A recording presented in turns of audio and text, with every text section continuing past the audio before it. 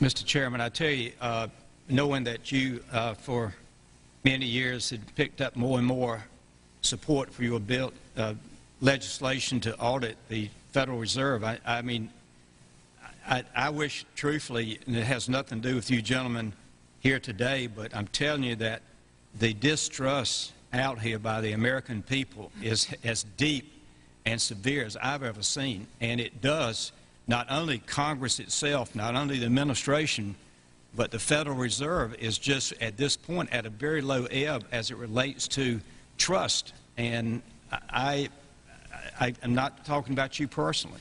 You're two men of high integrity, I know that.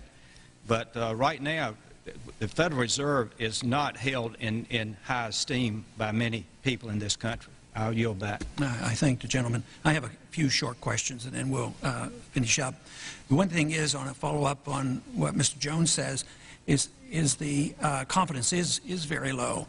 But when you speak of independence, and I understand your terms, and I disagree with the need for that, but I understand it.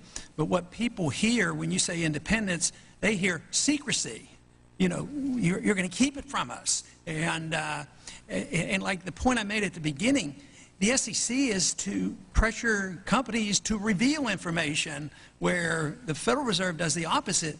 They want, no, we can't tell anything because it might disturb the markets.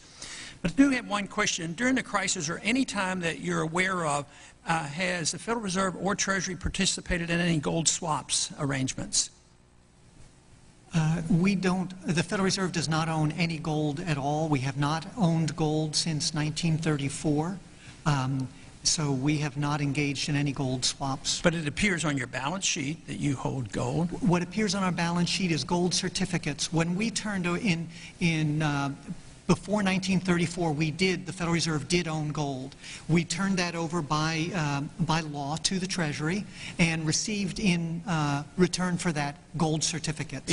If the Treasury entered into, because under the Exchange Stabilization Fund, I would assume they probably have the legal authority to do it, they wouldn't be able to do it then because you have the securities for essentially all the gold?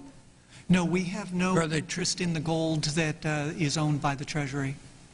We have simply an accounting document that is called gold certificates that represents the value at a statutory rate and still that we gave to the Treasury in 1930. And still measured at $42 an ounce, which makes no sense whatsoever. But, you know, the conventional wisdom today says that gold is really not money. We don't want it to be money. I mean, if you're for the gold standard, there's something wrong with you. Yet we hold the gold. And, you know, there have been suggestions made, and I've sort of, you know, encouraged the suggestion. You know, if gold is not money and it's an asset and you don't even use it because it's on your balance sheets and you don't even use it at the real value, would you have a position on this? Why shouldn't the Treasury just sell the gold, give it back to the people? The people had it at one time. Let the people have it. Would you have any objection to that? Would you advise us and say, no, that's not good. We ought to hold the gold. Do you think holding the gold is a good idea or a bad idea? So I have no position on that at all. That's clearly no position. Treasury. It's a matter for the Treasury. It's not within the purview of the Federal Reserve. Mr. Baxter, would you have an opinion? My opinion is I agree with Mr. Alvarez. No position.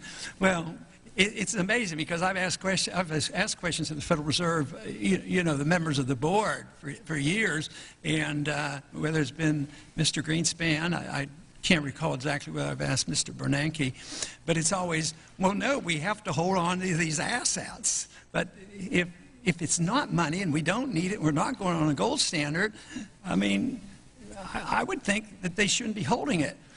The reason I ask that is the truth is gold is money, and people don't throw it away, and people do cling to it.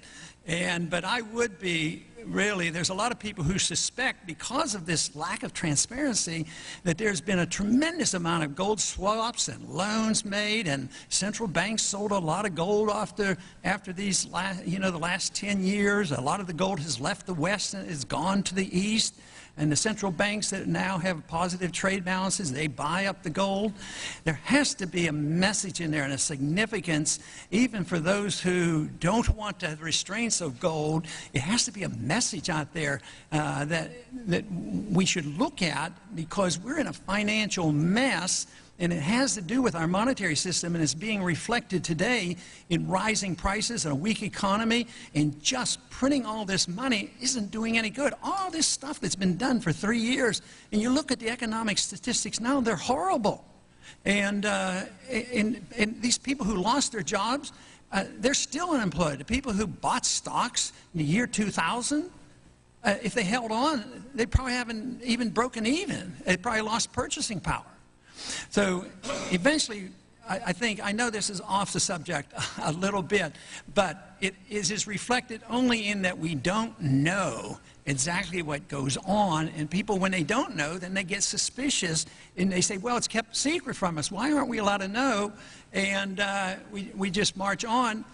And the type of dollars we're talking about, and when we hear about this money going to central banks and banks that Gaddafi was a part owner in, I mean, this stuff is this really stirs up the emotions of a lot of people. But I do appreciate you being here, and I know that there'll be a lot of questions. There will be written questions submitted, and we'd appreciate your cooperation and send us our answers back. And I thank you. Thank you very much. Thank you, Chairman. This hearing is adjourned.